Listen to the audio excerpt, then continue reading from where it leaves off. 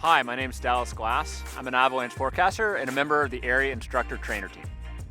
There are 3 ingredients required to have an avalanche: unstable snow, a trigger, and avalanche terrain.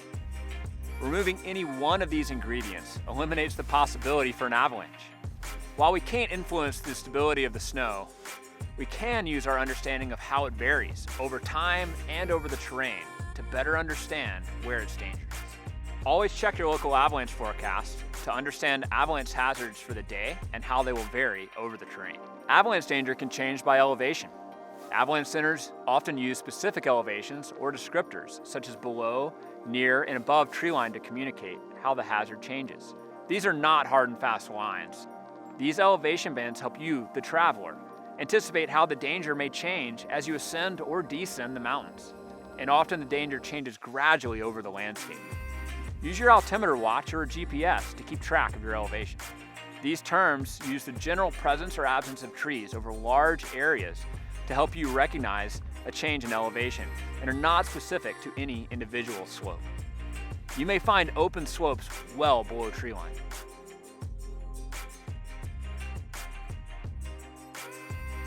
The direction a slope faces relative to the sun and wind has a profound impact on the formation of the snowpack and the presence of potential unstable snow.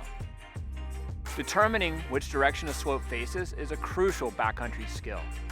If you're new to the backcountry or just new to an area, it's a good idea to spend time regularly checking aspects to help keep yourself oriented and to determine how the snow varies over the terrain. Avalanche forecasts often highlight avalanche problems by aspect. By understanding which direction a slope faces, you can more easily locate the avalanche problems within the terrain. You can measure the aspect by using your compass or an app on your phone or watch. To measure aspect, stand with your back to the slope, place your compass or phone flat in your hand, and read the aspect in front of you. Keep in mind that slopes are not always perfectly uniform planes. Consider the overall aspect of a slope, but also pay attention to smaller features that may behave differently than you expect because they're on a slightly different aspect.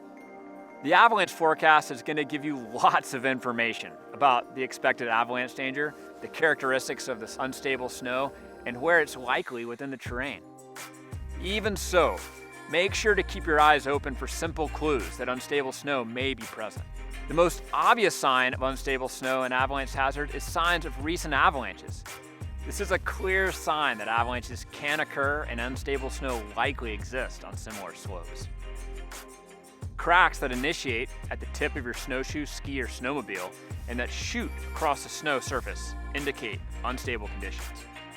You may hear or feel WHUMPHING, a term that describes the sound of a weak layer collapsing under a traveler's weight. These are the unstable snowpack failing under you, the trigger. Like recent avalanches, they are clear signs of unstable snow. When it comes to the snow, big changes in the weather often mean big problems or unstable snow. Recent significant new snow or being out while it's snowing heavily should put you on alert to expect unstable snow. The avalanche forecast might talk about storm swabs or the danger within the new snow. Winds move snow from windward slopes and deposit it on the lee side and can create a cohesive slab that may avalanche. Wind blowing across a mid-slope feature can have the same effect.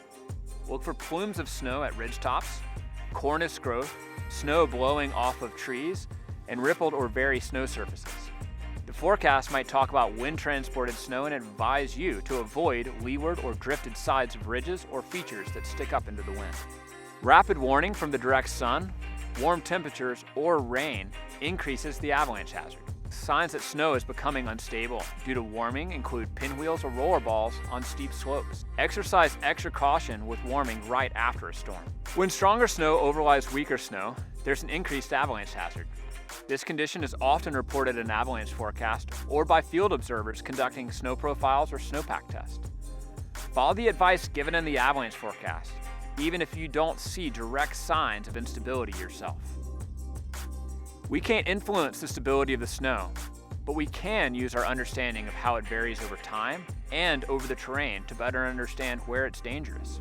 Always start with your local avalanche forecast to understand the avalanche hazards for the day and how they will vary over the terrain. Use a process each day you're out in the mountains to manage your risk and maintain awareness of the hazard. Choose terrain that's appropriate for your group and for the conditions.